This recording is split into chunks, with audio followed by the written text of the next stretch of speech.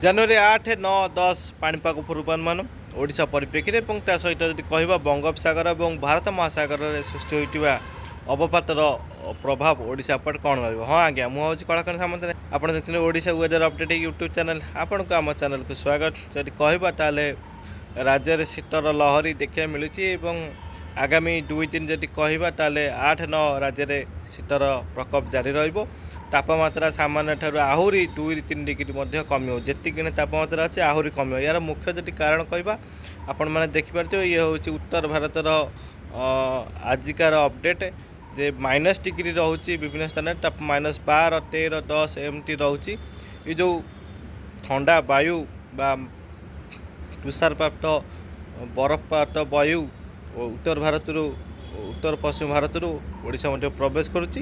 ତା ସହିତ ଗୁରୁଚାପ ବଳୟ ମଧ୍ୟପ୍ରଦେଶ ଉପରେ ସକ୍ରିୟ ରହିଛି, ତାକୁ ଅଧିକ ସହାୟକ ହେଉଛି ଏବଂ ଦ୍ରୁତ ଗତିରେ ଯଦି କହିବା ଓଡ଼ିଶା ମଧ୍ୟକୁ ପ୍ରବେଶ କରୁଛି, ଯାହାଫଳରେ କି ରାଜ୍ୟରେ ଥଣ୍ଡାର ପ୍ରକୋପ ଦ୍ରୁତ ଗତିରେ ବଢ଼ୁଛି ଏବଂ ରାତିର ସର୍ବନିମ୍ନ ତାପମାତ୍ରା ଦ୍ରୁତ ଗତିରେ ହ୍ରାସ ଘଟୁଛି, ଯାହାଫଳରେ ରାଜ୍ୟରେ ଶୀତର ପ୍ରକୋପ ଏଇଭଳି ଭାବରେ ଦେଖିବାକୁ ମିଳୁଛି। ଆହୁରି ପାରଦ 1-3 ଡିଗ୍ରୀ ମଧ୍ୟ ଖସିବାର ସମ୍ଭାବନା ରହିଛି।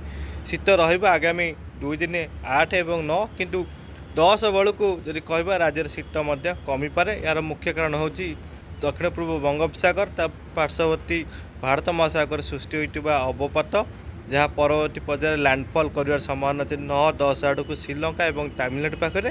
ଇଏ ଯଦି କହିବା ଏହାର ଶକ୍ତିଶାଳୀ କେତେ ରହିବ ଏବଂ ଏହାର ଗତିପଥ ଯଦି ଦେଖିବା ତାହେଲେ ଇଏ ଉତ୍ତର ପଶ୍ଚିମ ଦିଗକୁ ଗତି କରିବାର ସମ୍ଭାବନା ରହିଛି ଏବଂ 9 କିମ୍ବା 10 ବେଳକୁ ଇଏ ଶ୍ରୀଲଙ୍କାର ଉତ୍ତର ଏବଂ ତାମିଲନାଡୁର ଦକ୍ଷିଣ ଭାଗରେ ଆସିକି ଲ୍ୟାଣ୍ଡଫଲ୍ କରିବାର ସମ୍ଭାବନା ରହିଛି।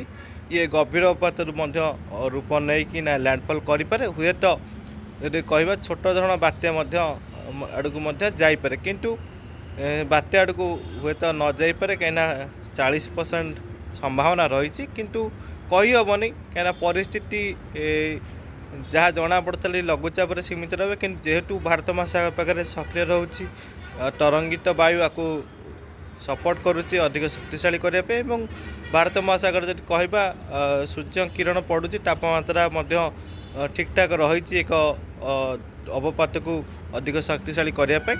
ତ ଗଭୀର ଅବପାତ ଇଏ ହେଇଯିବ, କିନ୍ତୁ ତା ପରବର୍ତ୍ତୀ ପର୍ଯ୍ୟାୟରେ ଯିବ କି ନାହିଁ ତା ପରବର୍ତ୍ତୀ ପର୍ଯ୍ୟାୟରେ ଜଣାପଡ଼ିବ। ଦେଖିବା, ଯଦି ବି ଯିବ ତାହେଲେ ନିଶ୍ଚିତ ଭାବରେ ତାପରେ କହିବି, କିନ୍ତୁ ଗତିପଥ ଯାହା ରହିଛି ଉତ୍ତର ପଶ୍ଚିମ ଦିଗକୁ ଗତି କରିବ ଏବଂ ଶ୍ରୀଲଙ୍କାର ଉତ୍ତର ଦିଗ ଏବଂ ତାମିଲନାଡୁର ଦକ୍ଷିଣ ଭାଗରେ ଆସିକି ଲ୍ୟାଣ୍ଡଫଲ୍ କରିବାର ସମ୍ଭାବନା ରହିଛି।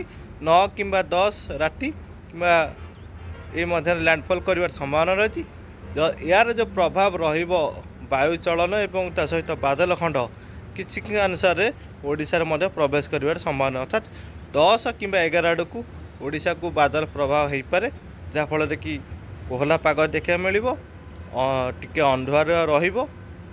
ସେଇଭଳି ଭାବରେ ଶୀତର ଟିକେ କମ୍ ପ୍ରଭାବ ଦେଖିବାକୁ ମିଳିପାରେ। ତ ଏଇଭଳି ସ୍ଥିତି ଆଗାମୀ ଦିନମାନଙ୍କରେ ରହିବ, ଅର୍ଥାତ୍ 8-9 ରାଜ୍ୟରେ ଶୀତର ପ୍ରଭାବ ଦେଖିବାକୁ ମିଳିବ। 10 ବେଳକୁ ହୁଏତ ଏ ଯେଉଁ ରହିଛି ଅବପାତର ତାହାର ପ୍ରଭାବରେ ବାଦଲ ଖଣ୍ଡ ଓଡ଼ିଶାରେ ଦେଖିବାକୁ ମିଳିବ, ଶୀତ ଟିକେ କମ୍ ଦେଖିବାକୁ ମିଳିବ। ତ ଏଇଭଳି ସ୍ଥିତି ରହିବ। ଆଗାମୀ ଦିନରେ ଯଦି କିଛି ପରିବର୍ତ୍ତନ ଘଟିବ ନିଶ୍ଚିତ ଭାବରେ ମୁଁ ତାପରେ ଅପଡ଼େଟ୍ ଦେବି। ଦେଖୁଥାନ୍ତୁ, ଚ୍ୟାନେଲକୁ ସବସ୍କ୍ରାଇବ୍ କରିଥାନ୍ତୁ, ଲାଇକ୍ ସେୟାର କରିବେ। ରହିଲି, ନମସ୍କାର।